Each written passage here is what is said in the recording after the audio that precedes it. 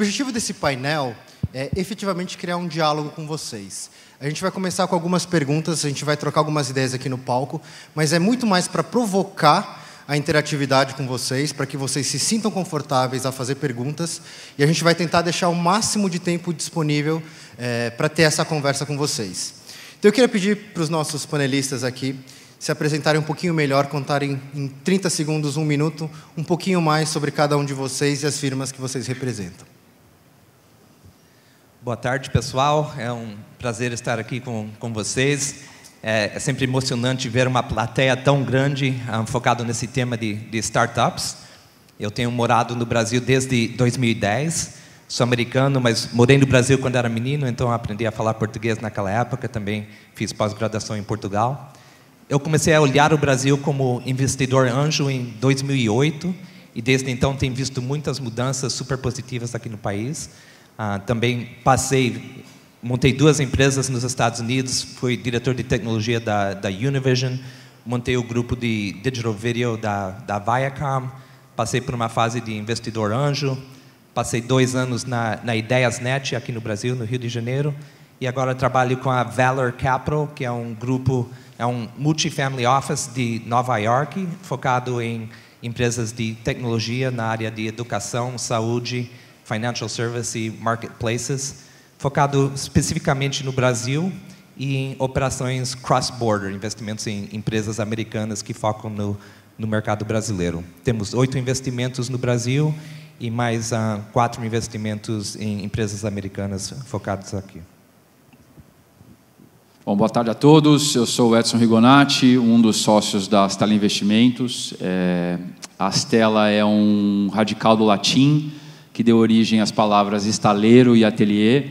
Então, para a gente, é o lugar onde empreendedores constroem grandes coisas com ciência e arte. E vai ser muito bacana trocar essa ideia com vocês hoje. Bom, para quem não sabe, eu sou Humberto Matsuda, da Perform Investimentos. A Perform é uma gestora brasileira, com escritórios em São Paulo, Rio e Nova York. E a gente tem mais ou menos 100 milhões de dólares sob gestão, investindo em startups até empresas de um porte um pouquinho maior.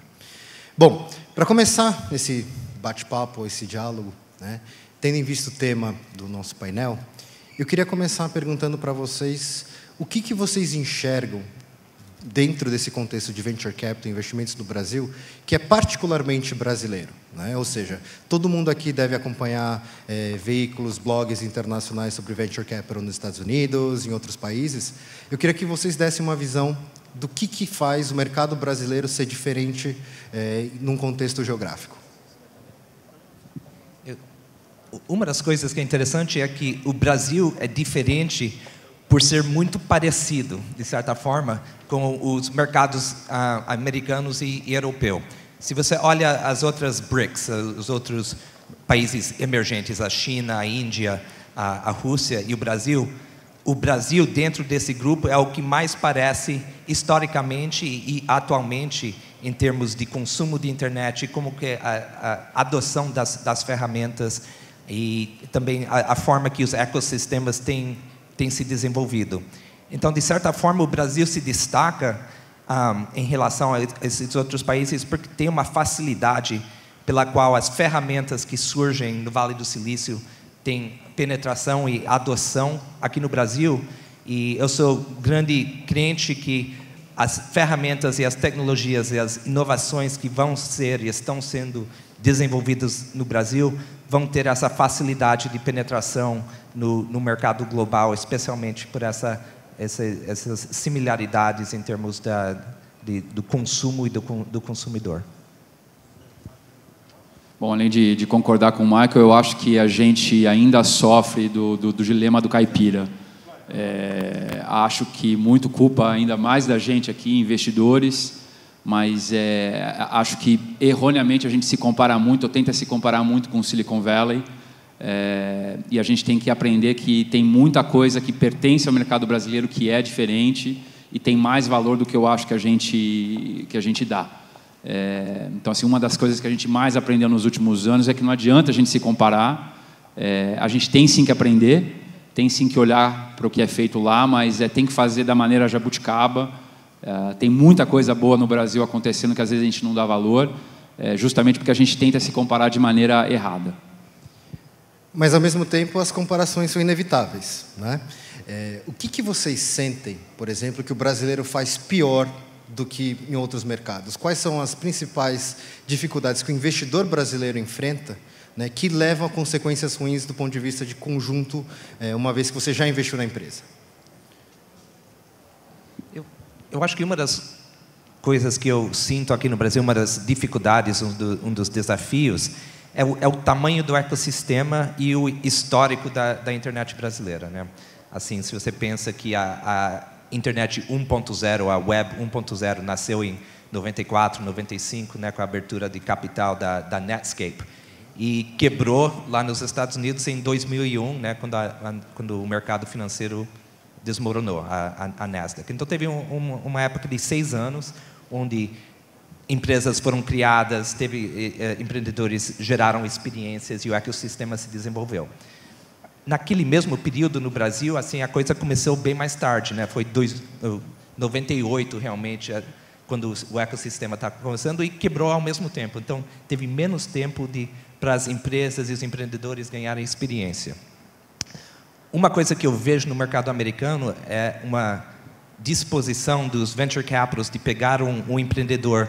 Você pega um Zuckerberg da vida, que não tem nenhum histórico, né, de ter feito qualquer coisa, mas eles sabem, os VCs lá sabem que eles conseguem montar uma equipe experiente de operadores, de pessoas de execução, que põem a mão na massa, que sabem tocar empresas, que têm experiência na área de gestão e na área de crescimento, growth hacking e outras coisas. Então, você consegue pegar um visionário que talvez não tenha muita experiência e rodear aquele indivíduo com muita capacidade. E no Brasil isso é um pouquinho mais difícil porque não tem tido o ecossistema com tantos integrantes e tanta experiência e tantos serial entrepreneurs para você poder gerar e rodear um empreendedor com essa experiência. Eu complementaria o que o Michael está falando, começando a dizer que eu não acho que os empreendedores fazem algo errado. Eu acho que quem faz errado somos nós, investidores. Acho que aquele dizer ali diz tudo, né? Que o empreendedor é rei. Acho que quem não está maduro ainda o suficiente para ensinar e preparar e colocar os recursos e os talentos disponíveis para os empreendedores somos nós. E essa, de novo, foi, eu acho que uma das grandes aprendizados. A gente ainda tem muita grama para comer, para conseguir dar o serviço que o empreendedor precisa, que é o que ele teria lá nos Estados Unidos com Andreessen Horowitz, com Sequoia e tudo mais. Então, acho que a bola está do nosso lado, da gente se capacitar ainda mais para conseguir capacitar os empreendedores.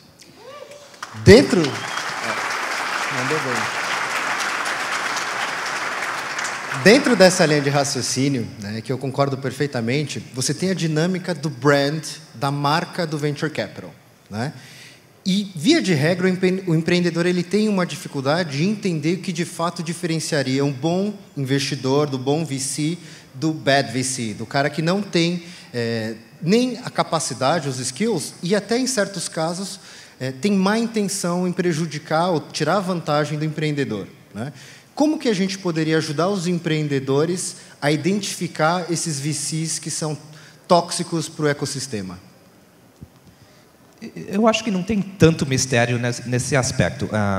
É um mundo pequeno e é só fazer... Da mesma forma que quando um VC faz um investimento, a gente faz o que chama de due diligence, né? Onde a gente pesquisa, conversa com as pessoas que rodeiam aquele empreendedor, conversamos com os empregados, com os fornecedores, a gente conversa com o banco, a gente faz a nossa lição de casa para entender quais são as opiniões das pessoas que têm assim, um relacionamento com aquele empreendedor. Não é onde você cai de paraquedas e uma semana vê um teaser e aporta dinheiro na outra semana. Da mesma forma, é super importante que os empreendedores também façam essa lição de casa com os VCs. Muitas vezes eu sei que, especialmente no mercado pequeno, o empreendedor pode se empolgar com o fato de ter uma oferta na mesa e já tendo passado assim uma dificuldade financeira, só foca no dinheiro, né? Mas realmente é um relacionamento, é uma coisa de longo prazo, então realmente vale a pena fazer um período de namoro, conhecer o VC conhecer o empreendedor, porque no fim da história os dois estão encaminhando num rumo juntos, né? E os dois querem que a coisa seja bem sucedida. E eu acho que o ecossistema em si vai tirando os bad apples, né, os atores não condizentes, né, para o ecossistema. É só conversar com os empreendedores que já fazem parte do portfólio de um VC, que isso já vai ajudar bastante em termos de ter uma avaliação, né, daquele VC. Concordo 100%. E complementaria dizendo que a melhor maneira de você separar o joio do trigo é separar aquele investidor que começa pedindo mais do que 20%, 30% de equity. Esse você já chuta para fora. O resto, eu acho que é uma questão do empreendedor ter na cabeça... Eu sei que a gente está sendo gravado, eu vou falar um palavrão, mas é a atitude do fuck your money. Né? Ou seja, o empreendedor ele tem que saber fazer o seu negócio independente de um investidor. O investidor ele tem que estar ali para complementar, para acelerar, e não para garantir a existência. Né? Então, quando o empreendedor consegue embarcar essa atitude, é muito fácil separar o joio do trigo. Dentro ainda desse contexto, na minha experiência, eu sinto muito que, em algumas situações, quando o empreendedor vem falar com a gente, com os investidores, ele sempre se coloca numa posição de inferioridade. O que vocês acham dessa postura do empreendedor que vem quase que pedir um favor da gente investir na empresa dele?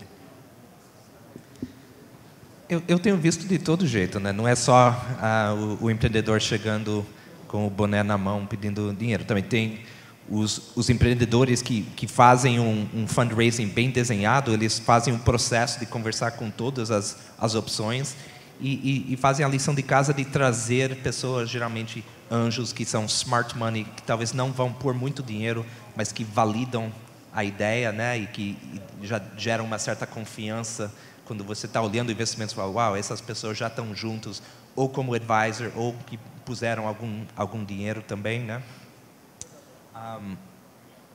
Mas, enfim, eu esqueci agora a primeira parte da pergunta. Do relacionamento, da postura do empreendedor em relação ao VC. A outra questão é, eu acho que se essa lição de casa for muito bem feita, basicamente o empreendedor, se ele consegue gerar uma demanda uniforme, ele ou ela também consegue controlar o relacionamento. Não é só uma postura de fraqueza, né? Dependendo do interesse que você conseguiu gerar e a forma que você estruturou as pessoas que estão em volta do seu projeto, você consegue ter uma posição de pelo menos estar lidando um a um, né, ou em nível de par com o dinheiro. A relação igualitária é mais saudável. Com certeza. Bacana.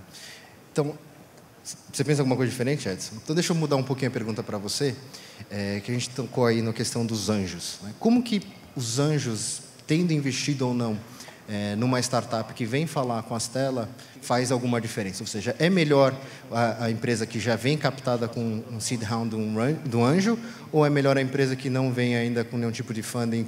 Como que vocês trabalham essa questão? Acho que pegando carona no comentário do Michael, quanto mais pontos de conexão o empreendedor trouxer para a mesa, seja anjo, seja mentor, seja board member, mais fácil fica o processo todo. Então, acho que, pegando um gancho no que ele acabou de colocar, é muito importante o empreendedor trazer para a mesa todas as relações que ele tem, para que crie um fluxo maior de relação entre a gente e o empreendedor em questão. Pode ser anjo, pode ser um amigo, pode ser uma referência. O importante é o empreendedor trazer para a mesa o capital social, né? Gente que a gente conhece, gente que a gente se relaciona. E acho que lembrar que, no fundo, como tudo na vida, é a arte do acasalamento, né? Você tem que conquistar e ser conquistado. Então, é uma via de duas mãos. E quando as pessoas sabem se colocar dessa maneira, tudo fica mais fácil. Nicolas, alguma coisa diferente? Eu acho que os anjos podem agregar de diferentes formas em diferentes momentos, né? No primeiro momento é para dar credibilidade e para falar, uau, ok, esse empreendedor conseguiu vender essa visão do negócio para uma pessoa que conhece, é do ramo, tem experiência e que está entrando com o próprio dinheiro, validando essa ideia. Agora, a gente tem visto uma tendência interessante nos Estados Unidos. Eu vi meu amigo Lee Jacobs, que está visitando agora. Ele montou o primeiro syndicate de investidores anjos através da AngelList. E o que eu achei interessante daquilo é novamente, eles são anjos que estão se juntando para fazer um aporte, não necessariamente no seed stage, onde você geralmente pensa de angel investor, mas pode ser num Series A ou até num Series B. E qual a diferença com esses syndicates de anjos? É que a empresa está buscando assim, conhecimento específico, muitas vezes conhecimento operacional, que às vezes, por exemplo, nos Estados Unidos tem muita gente que é um C-level ou um VP de engenharia que conhece muito como escalar um negócio em nuvem. Essas pessoas têm tido saídas, têm interesse de investir $50 mil, por exemplo, num negócio, e não é pelo dinheiro, mas sim para ter o acesso a esse indivíduo, esse know-how, muitas vezes técnico, agrega muito valor nessas etapas, além de só no seed stage, onde o maior valor é realmente a validação da ideia. Pegando um gancho aqui, né, o AngelList é uma plataforma americana que tem ajudado principalmente empresas nos Estados Unidos. Recentemente, até uns 2 anos atrás, a gente viu uma movimentação muito interessante de fundos americanos investindo no Brasil. E parece que esse movimento um pouco diminuiu, tem uma série de players relevantes, famosos, que aportaram em empresas importantes aqui no Brasil e que pararam de fazer isso. Ao mesmo tempo, o Valor veio para o Brasil e continua investindo. Como que vocês enxergam essa dinâmica, no sentido de, existe uma dependência do mercado brasileiro de capital de fora, ou é mais uma oportunidade? De que forma o empreendedor e os investidores no Brasil têm que se relacionar com esse tema? Acho que é tudo cíclico, né? Ou seja, a gente viu lá em 2011, 2012 um ciclo positivo macroeconômico que acabou atraindo muita gente. Essas pessoas foram afugentadas talvez pela situação circunstancial, mas acho que isso vai voltar. Então é uma oportunidade para a gente que está aqui localmente, é uma oportunidade para os empreendedores. O que eu acho que é mais relevante é os empreendedores entenderem que o mundo digital está comendo o mundo offline, né? Então, mais cedo ou mais tarde, com dinheiro, sem dinheiro, quem está empreendendo no mundo digital vai conseguir fazer muita coisa legal porque o mundo está virando digital. Então, de novo, é uma questão de tempo. Eu só mencionaria que um dos primeiros investimentos de um syndicate da AngelList fora dos Estados Unidos foi no Brasil. Foi no Descomplica. Eu vi que o Marco Fishman está apresentando, acho que era mais cedo hoje, que inclusive a Descomplica é uma empresa do nosso portfólio. Agora, em relação aos VCs estrangeiros, eu sempre falo para eles que o Brasil é um lugar horrível para investir e que é muito difícil, tem muita burocracia e que daqui a 10 anos seria um bom momento para eles voltarem a olhar o Brasil. Não, estou de brincadeira, é claro, né? Como o Edson disse, as coisas são bem cíclicas e assim, os Estados Unidos, de certa forma, que nem o Brasil, tem se sempre focado muito para dentro, né? É um país grande, tem um mercado grande, que nem o Brasil, então as empresas lá sempre focam no mercado americano em primeira mão, e depois assim tem o mercado chinês, que sempre é grande, europeu, os outros países anglófonos, né? E então, até chegar no Brasil, às vezes demorou um pouquinho. Mas eu acho que o interesse continua tendo, especialmente as empresas que estão chegando no Series B, Series C, sempre vai ter demanda nos Estados Unidos e na Europa para esse tipo de ativos. E a gente continua vendo empresas americanas vindo para o Brasil, cada vez olhando deals, fazendo 1 ou 2 deals, experimentando, conhecendo o mercado. E a gente tem visto muitos empreendedores indo para o Vale do Silício também, né? De várias formas, seja a BR Nutec, ou os programas do governo, a PEC, Softex, entre outros, ou a ala do Brasil no TechCrunch, por exemplo, que tem sido bastante bem representado nos últimos anos. No caso da Valor, a gente tem um relacionamento muito íntimo com o Brasil. O Clifford, que foi um empreendedor serial nos Estados Unidos, abriu capital na Nasdaq como uma empresa de VoIP em 2000. Ele foi embaixador americano aqui no Brasil, ele se apaixonou pelo país, ele mantém um apartamento aqui em São Paulo. Então, é um relacionamento a longo prazo e a gente não dá muita atenção para as subidas e baixadas no cenário macroeconômico. Então, dentro ainda, fazendo um gancho aqui, esse contexto de mercados internacionais, por que é tão difícil para as startups brasileiras saírem do Brasil, atenderem outros mercados? É falta de dinheiro, de investidor? É falta de inovação? O que vocês acham que é tão difícil para uma startup brasileira atacar outros mercados ou mercados globais? Eu acho que o Michael já deu a resposta. Falta conseguir colocar o volume de capital humano, de inteligência, de expertise junto para que isso aconteça, né? Então, não dá para um empreendedor, não dá para um grupo de co-founders fazer isso sozinho, né? Preciso de muita gente, e essa capacidade, acho que, de se conectar é uma coisa que está começando a acontecer. Então, como o Michael falou, acho que cada vez mais os empreendedores brasileiros indo para fora, se conectando, trazendo esse expertise. Acho que toda essa leva de gringos que tem vindo para o Brasil, né? Ou seja, essa miscigenação de capacitação, de expertise é que vai fazer com que a gente vai dar esse passo. Acho que o Hotel Urbano é um excelente exemplo de quem já está chegando nesse nível, e cada vez mais a gente vai ver isso, como aconteceu na Austrália, na Nova Zelândia, né? É uma questão de mais alguns anos para a gente chegar lá.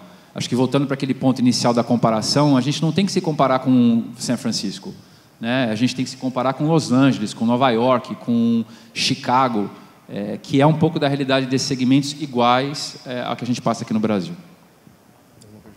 Eu acho que também, assim, se você olha numa visão mais ampla, nos últimos 20 anos, os melhores talentos que tinham a ambição de fazer uma empresa global iam para o Vale do Silício, né?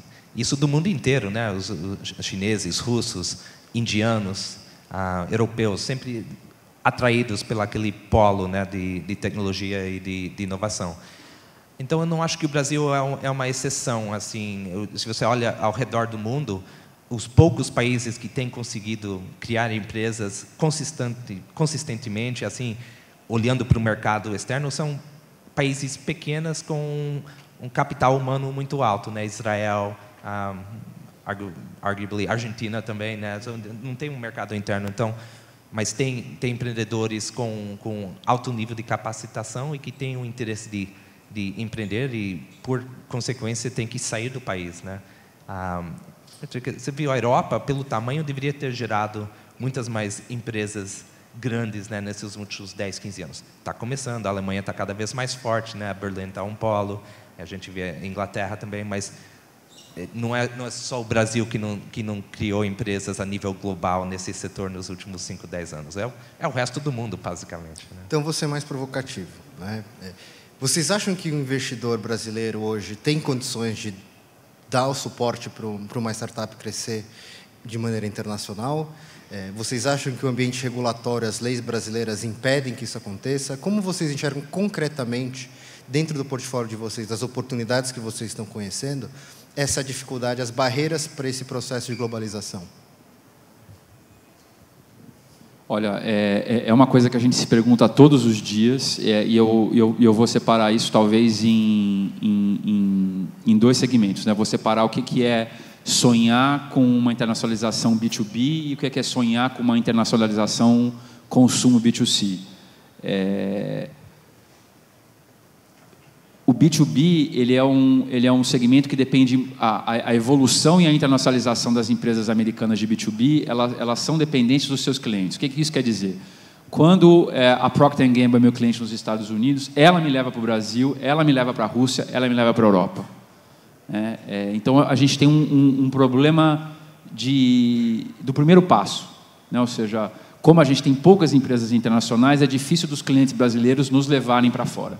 Então, essa é a dificuldade que a gente enfrenta no B2B.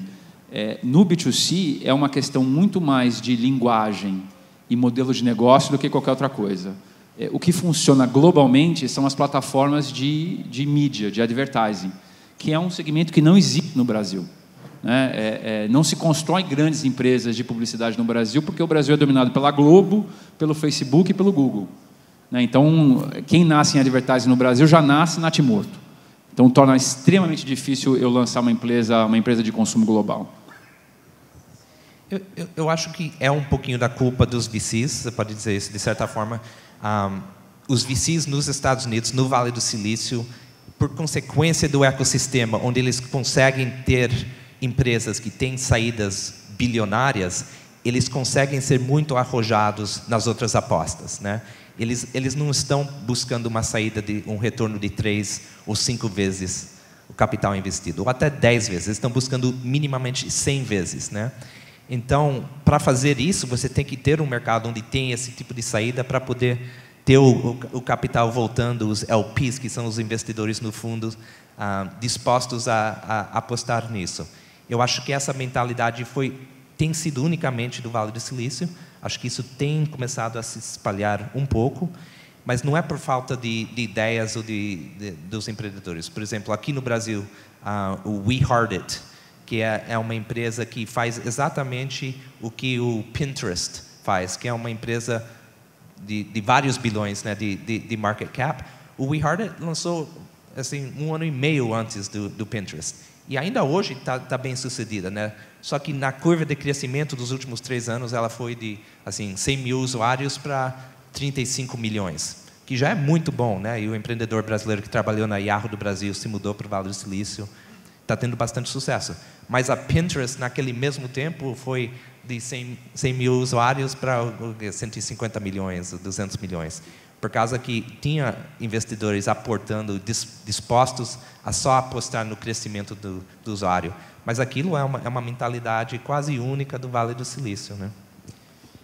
Comparando de novo, mas dadas as devidas proporções, a gente percebe que, por exemplo, nesse tipo de iniciativa, a diversidade cultural dentro de uma empresa pode contribuir muito. Vocês acham que no Brasil falta diversidade de backgrounds nos times de founders?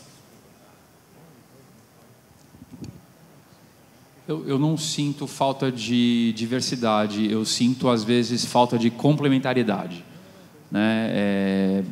Essa busca contínua de trazer talentos diferentes que me complementem. Mas é uma coisa que está mudando rápido. Eu acho que as pessoas estão percebendo que é muito mais importante eu ter outros talentos da minha empresa do que ter dinheiro. Então, acho que é um processo natural da evolução do mercado como um todo. Eu não sei se eu diria que o ecossistema de empreendedorismo no Vale do Silício é muito heterogêneo. É bastante... de fato, tem uma crítica grande, que é o oposto, né? Uhum. Não tem muitos CEOs mulheres, por exemplo, não tem tantas mulheres que participam como sócias em empresas de venture capital. Nesse último ano, inclusive, teve várias assim, polêmicas em volta da falta de diversidade dentro do ecossistema de empreendedorismo. Então, não sei se é uma característica relevante, diferente. Então, né? Pegando esse gancho, né? No Silicon Valley, 15% da força de trabalho em empresas de tech são mulheres, entre founders e colaboradores em geral. Aqui no Brasil, e em média na América Latina, esse número cai de 15% para 5%. Então, eu queria entender um pouquinho de vocês, por que vocês acham que isso acontece? E se vocês acham que aumentar essa proporção poderia ter um impacto positivo, né, no resultado das empresas, no portfólio de um fundo? Olha, eu sou bastante suspeito para falar, porque uma das minhas sócias é mulher, e das 18 empresas que a gente investiu até hoje, 9 têm mulheres como sócias fundadoras. E tem uma empresa, que é a TryUp, lá de Campinas, que não só as fundadoras, mas como todos os empregados são mulheres. Então, acho que eu tenho uma visão meio turva, talvez bias do negócio como um todo. Inclusive, uma das grandes investidoras do mercado brasileiro é a Betty Yang, né, que tem feito um trabalho sensacional. Então, acho que o ecossistema brasileiro está bem razoável, inclusive, em várias áreas. Mas eu acho que, assim, se você olha quem, tradicionalmente, empresas de tecnologia, qual era o mix em termos de pessoas que estavam fazendo engenharia, era predominantemente homens, né? Enquanto que no Brasil eu me surpreendi, assim, parece que todos os advogados são mulheres no Brasil, quando você vai em muitos lugares. Então, talvez tenha características únicas aqui, mas eu acho que a tendência é que, com muitas empresas não sendo empresas de tecnologia core, mas utilizando tecnologia como a inovação vindo de modelo de negócio, eu acho que a tendência é ampliar cada vez mais o leque. Então, eu queria pedir para cada um de vocês dois darem uma dica para a plateia sobre como melhorar o negócio, como captar. Alguma dica, ajudasse o pessoal com algum insight, cada um de vocês um insight diferente, e já pedir para a plateia começar a se preparar para fazer perguntas aqui para os nossos convidados. Bom, eu acho que talvez dividiria o maior aprendizado que nós tivemos nos últimos 5 anos, que foi aprender que o sucesso é algo extremamente relativo.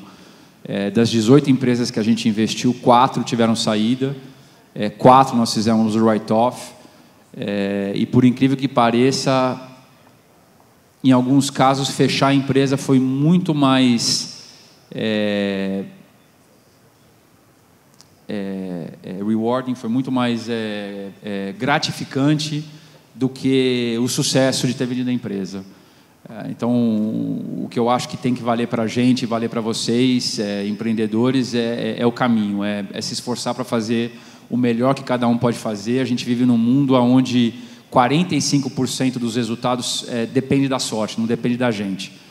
Isso não quer dizer que a gente não tem que buscar fazer o máximo, mas é entender que nem sempre a gente chega lá e muitas vezes o azar é altamente impactante, né? Então, estar preparado para isso faz parte do que a gente vive no dia a dia.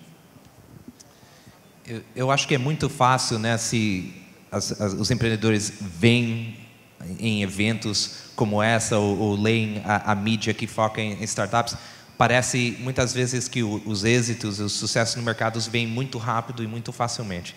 Em quase todas essas situações tem muito trabalho que aconteceu atrás da cortina, que não foi reconhecido, e quando você lê o artigo ou vê o palestrante falando, parece que assim foi muito fácil e de um dia para o outro teve esse enorme sucesso.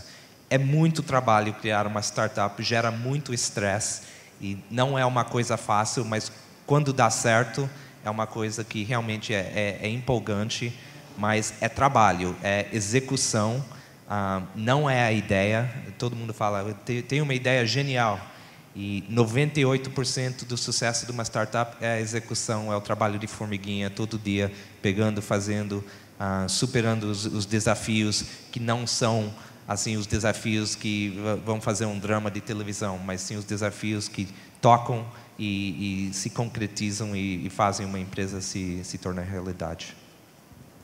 Perguntas? Microfones, por favor. Quem for fazer a pergunta, não se esquece de se identificar. Olá, sou o Paulo, fundador da MyBrainstorm.com de São Paulo. Primeiro, parabéns pelo bate-papo. Na verdade, são 2 perguntas. Eu queria saber se existe um melhor momento, realmente, para procurar um Venture Capital. Qual é esse momento, se existe. E, claro que o melhor sempre é ser procurado, né? Mas, e a outra pergunta, eu queria saber qual é o apoio que a empresa de vocês dá para a empresa, fora o financeiro. Falar um pouquinho desse apoio que vocês dão para as startups, tá bom? Obrigado. O ideal é não precisar de dinheiro, né? Então, eu acho que a mentalidade não é eu vou montar uma empresa para buscar um investidor. Você quer montar uma empresa da forma mais enxuta possível, que consiga chegar dependendo da empresa, é claro, do segmento, do mercado. Mas nunca tenha uma mentalidade que eu estou criando essa empresa para buscar um investidor. Se você criar um bom negócio, o investidor vai chegar em você. Isso não é sem dúvida, né? E na parte do que os investidores agregam, assim, tem experiência, do nosso lado é muito rede de contatos, tanto no Brasil como nos Estados Unidos. A gente, todos os sócios da Valor já trabalharam, montaram empresas, tiveram saídas. A família lá investe em outros fundos também, como LP. Então tem uma rede muito forte. Um dos nossos sócios, o Antoine, trabalhou 9 anos na Google, foi um dos diretores globais da Google. Ele fica no Vale do Silício. O Scott fica em Nova York. Então, foi CEO, inclusive, aqui no Brasil, né? Como? Ele foi responsável, inclusive, da operação brasileira, o Antoine. Sim, foi um dos que abriu a Google aqui no Brasil. Edson, o que você agrega? Não. Então, próxima pergunta. Meu nome é Helder, aqui na direita. Direita nossa ou do... Aqui. Então, eu sou empreendedor e tenho uma grande dúvida, que aqui no mercado brasileiro a gente percebe que está um pouco atrasado em relação, principalmente aos Estados Unidos, do ecossistema em si, né? Dos empreendedores, as empresas que apoiam, investidores. Mas eu queria saber, na visão de vocês, qual o maior gap que a gente tem aqui hoje no mercado? Por que a gente não consegue ter grandes saídas, empresas de sucesso como a gente tem lá fora? É por causa das empresas aqui que não apoiam?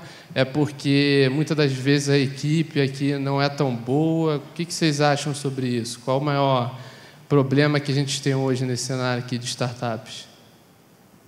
Na minha opinião, é falta de confiança, autoconfiança. O brasileiro se desvaloriza demais. O que vocês acham? Eu diria que é um pouco de falta de informação. Essa visão de que o mercado brasileiro não tem saída.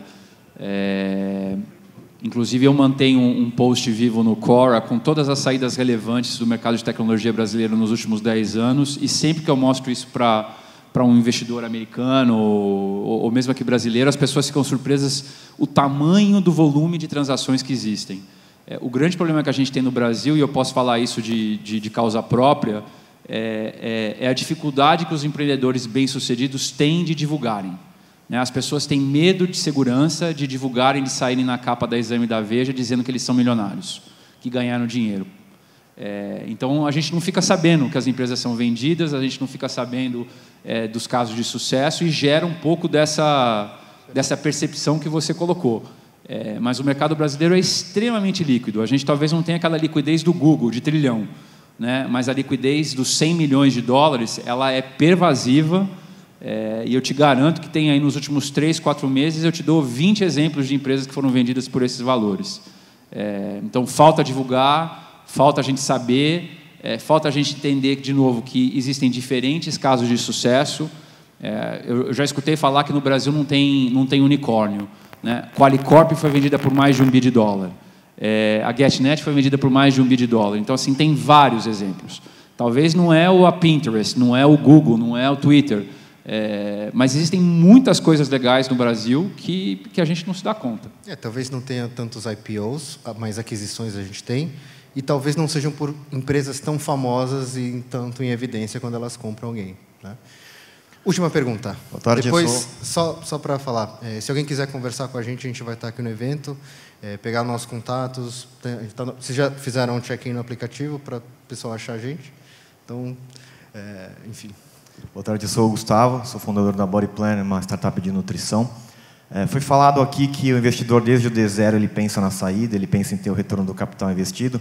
E eu queria saber, do ponto de vista do empreendedor, você acha que ele tem que ter um pouco dessa visão também? É claro que ele tem aquela motivação de resolver um problema, de conseguir mudar alguma coisa na sociedade com o negócio dele, mas ele tem que pensar mais em conseguir ter um retorno financeiro, do ponto de vista financeiro, como um retorno lá na frente, ou ele começar a rentabilizar esse negócio com retiradas ao longo do crescimento dele, pensando mais no começo? Eu acho que tem que ter as duas visões, né? No dia a dia você tem que tocar um negócio para ter o sucesso do business e não pode se perder na nuvem pensando em a saída milionária, bilionária que vai ter lá no futuro. Ao mesmo tempo, quando você quiser e começar a atrair capital, seja investidor anjo ou VCs, parte do diálogo é a visão futura e como que esse negócio vai dar um retorno financeiro. Então, no dia a dia não é o foco, mas também não é uma coisa que não vai fazer parte da conversa quando você começar a conversar com o capital. Por favor, uma salva de palmas para os Michael Nicholas. O moderador também.